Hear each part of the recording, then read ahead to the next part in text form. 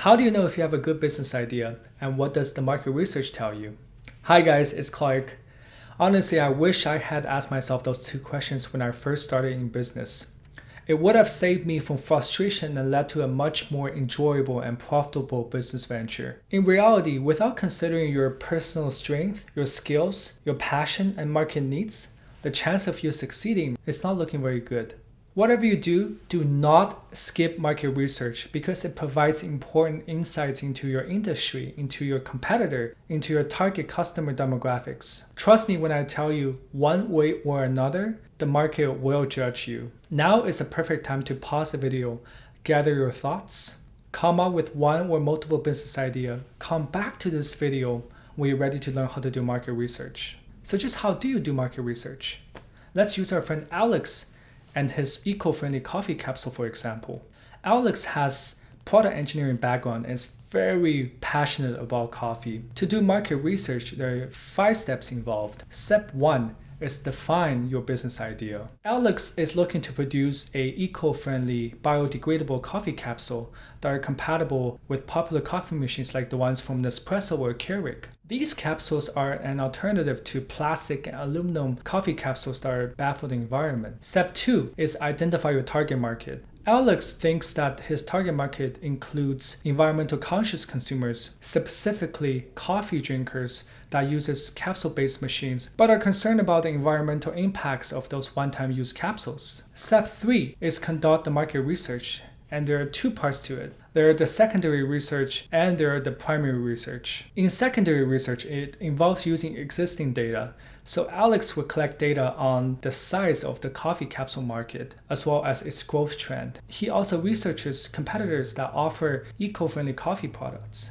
In addition, he gathers consumer attitude towards eco-friendly products, especially in the coffee industry. You might be asking, hold on a second, Clark, where can I find those data? Well, there are the free option, there are the budget option, and there are the expensive option. For the free option, you can always get free data and reports from search engines such as Google. A more reliable yet still free option is government's website, such as Statistics Canada.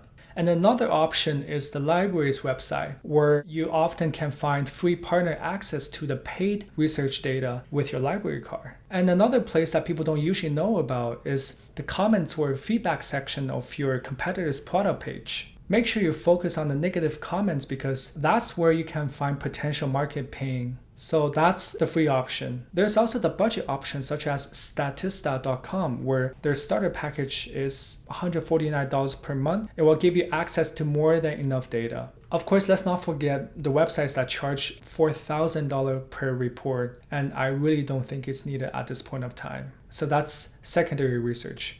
In primary research, it involves collecting data yourself. Yes, it will be more time-consuming and more costly, but it will be definitely worth it in the long run. In primary research, Alex would distribute surveys to understand the habits, the preferences, and the willingness for coffee drinkers to switch over to the eco-friendly option.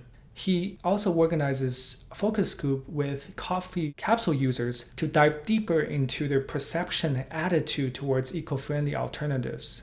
This is also the part where he needs to do product testing, where he develops a prototype of the eco-friendly coffee capsule, product tested to gather performance data when compared to the traditional coffee capsules. The major benefit of using primary research is that the data is up to date and often in real time. It's tailored specifically to your target market, so it's more relevant to you. There are many websites that provide survey services such as Sentiment.co, Pollfish.com, and GetApp.com. If you want to save some money and do the survey yourself, you can certainly use websites such as SurveyMonkey to help you achieve that.